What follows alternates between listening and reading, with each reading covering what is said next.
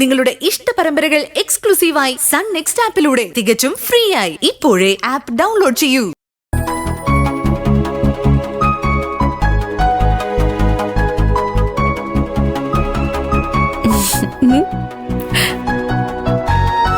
ഈ ഫോട്ടോയ്ക്ക് എനിക്കൂടെ അയച്ചു തരണേ മോളെ, സ്റ്റാറ്റസ് ഇടാനാ.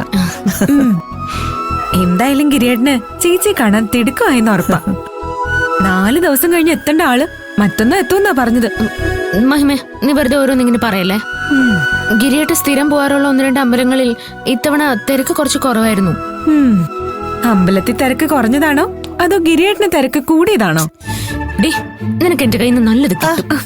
വിട്ടുകള മോളെ, ഇവള് വെറുതെ തമാശ പറഞ്ഞതല്ലേ. എനിക്ക് ഇവളുടെ തമാശ തീരെ പിടിക്കുന്നില്ല. ഓ, ഇപ്പൊ ചേച്ചിക്ക് ഗിരിയേട്ടൻ പറയുന്ന തമാശയെ ഇഷ്ടപ്പെടും. ആ, എന്തായാലും മറ്റന്നാ ഗിരിയേട്ടൻ എത്തുമല്ലോ.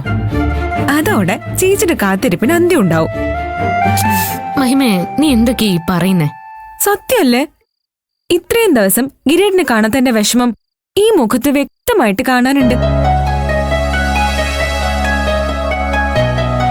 ഇനിയിപ്പൊ ഗിരിയേട്ടൻ തിരിച്ചു വരുമെന്നായപ്പോഴാ ഒരു തെളിച്ചോക്ക വന്നത്, അല്ലേ ഗൗരിയമ്മേ? അത് ശരിയാ. മോളൊന്ന് മനസ്സ് തുറന്ന് ചിരിച്ചു കാണുന്നത് ഇപ്പോഴാ. സംഗതി മിക്ക ദിവസവും വഴക്ക് കൂടുമെങ്കിലും കല്യാണം കഴിഞ്ഞിട്ട് ആദ്യമായിട്ടാ ഇത്രയും ദിവസം ഗിരിയേട്ടനെ കാണാതിരിക്കുന്നത്. മോളെ, ഇടയ്ക്ക് ഇങ്ങനെ ഒരു വേർപാടൊക്കെ ഉണ്ടാകുന്നത് നല്ലതാ. നമുക്ക് വേണ്ടപ്പെട്ടവർ നമ്മളിൽ നിന്ന് അകന്നു പോകുമ്പോഴാണ് അവർക്ക് നമ്മുടെ ജീവിതത്തിലുള്ള സ്ഥാനം എന്താണെന്ന് നമ്മൾ മനസ്സിലാക്കുന്നത്. അത് മനസ്സിലാക്കിയ അവര് നമ്മളെ കൂടുതൽ സ്നേഹിക്കും. സത്യം.